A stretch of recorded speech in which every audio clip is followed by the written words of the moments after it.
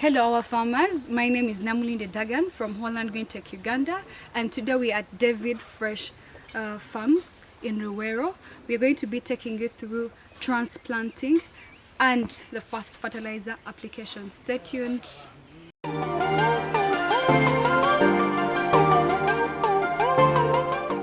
Yes, today we are transplanting sweet pepper. The variety is Passerella RZF1, and they've been given a period of hardening off that was 1 week, and now you can see that they really look ready for the next step, which is going to be their first time in the main garden. And our seedling is ready. As you can see, the leaves they have already formed. We have enough. You can see that we are having roughly 6 leaves on the stalk, and others are still coming into play. So on transplanting, the reason why we encourage hardening off is to expose our seedlings to the outside condition before we move them to the main garden. I think you can see that most of them are pretty ready for the next step, and that is going to be putting them in our soil so that they get used and ready to start off production. So we have here one of our fertilizers, that is DAP. These are the great. This is DAP. Some people call it DAP, and it's called diammonium phosphate. So it has a combination of nitrogen and phosphorus in.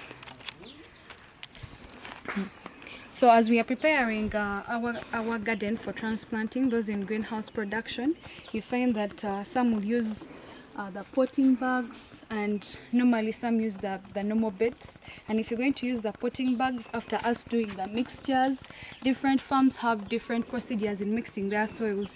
You find here they used compost, they used sand, as well as a mixture of soil, and they did not do any manure mixing. Some farms do organic manure that is well decomposed. They do with mixture with soil, some steam. So every farm has a different procedure, but today our purpose, why we are here, we are going to be learning how do we transplant our seedlings, and what fertilization can we do to make sure that our seedlings grow very well. In transplanting, we have very many materials that we can use as our tools to dig in the holes. We can use the garden forks, we can use the small hose, the small spades. We can use, some people use sticks, and you see that today I'm going to be using a pipe as an illustration, but the best tools to use there are very many. We can also use the shovels in case you have it. So please endeavor to get something that really works out for you based on those tools I've earlier mentioned. So with this tool, we need to dig a hole that is almost equivalent to our seed size, and we don't need to put our seedling so deep into the soil. So you find we have our seedling here, and we are going to do placement in this planting pot.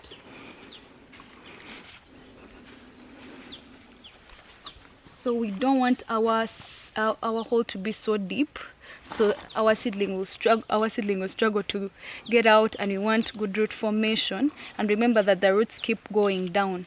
So on that, when we say fertilizer application, most of you always ask this question: what should I put in the soil before I put in my seedlings? If you don't have any fertilizer with you, you can first put in organic manure.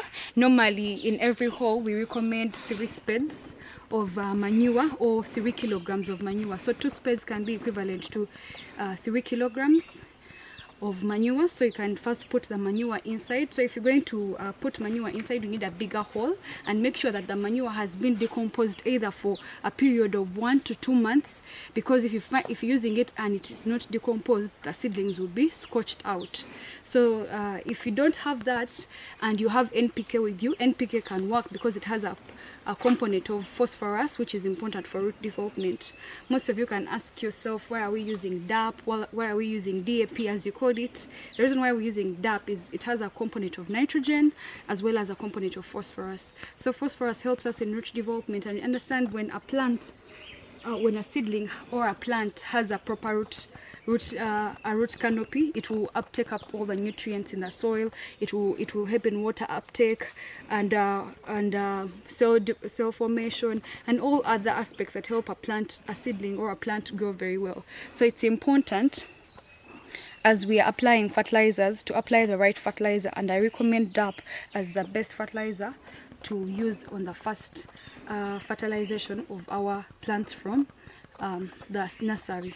So with that, we normally, in case you have NPK and you don't have DAP, you can use 5 grams of NPK. If your NPK has a percentage of high phosphorus, you can use 2.5 grams. But if the phosphorus is slightly low, you can use 5 grams. And 5 grams is literally equivalent to this bottle cover, and that's the reason why we have it here today. And we are going to take 5 grams of this. So as you see, this is our DAP, and we've already put in our hole.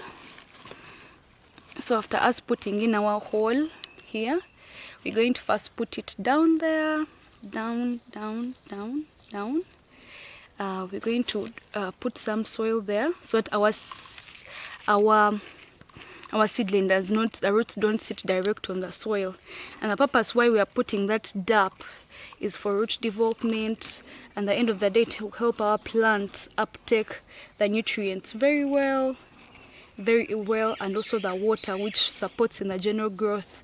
Yeah, and it has a component of nitrogen that also helps in it helps in the vegetative cover formation, supporting the leaves, and also on cell formation as well.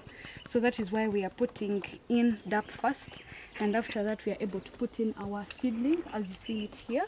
I think you see that some of the roots have formed, and it has undergone some hardening off for roughly a week, and it's already ready to go.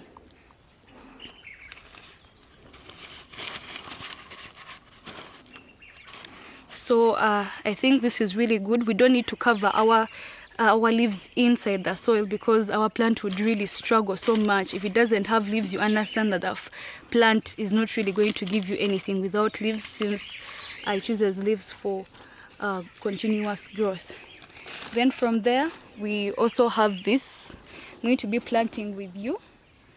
As I said, we make a hole, but not so deep.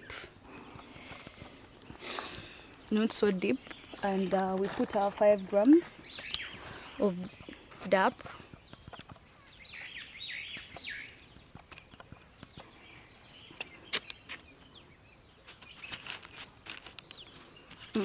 So if we had our manure, would for some farmers who love working with organic manure, would first put our manure down, and then we cover with some soil.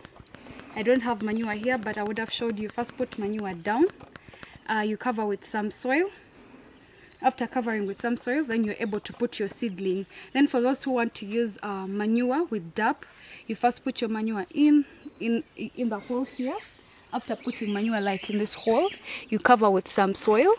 And after covering with soil, you again put DAP, because DAP, remember, it quickly dissolves very fast. So with time, if water reaches down there, it will dissolve in a very short period of time. And then you're able to put another layer of soil, and then you plant your seedling. Then for people who want to who are using no path, trianum, all that, so you understand 3 days to planting. 3 days to planting, you can first put no path, and it's able to cleanse all the soil-borne diseases. It's able to cleanse your whole soil. You dig your hole very well, you drench it in. If this was our hole and we had no path, we'd first drench around here where we are going to plant. After doing all that, we leave the soil for 3 days. We come back with our trianum. We first put trianum there, then we can apply manure. We can drench in trianum, apply manure, then cover again with the soil, then come back with our seedling and plant it there. If you're using DAP, it will still be the same procedure, and then you cover. After doing all this, the next thing will be watering our crops. So what is very important that farmers need to know, that it's very good to transplant early morning or late evening hours. The reason why we do transplanting in those hours is because the temperatures are quite very low.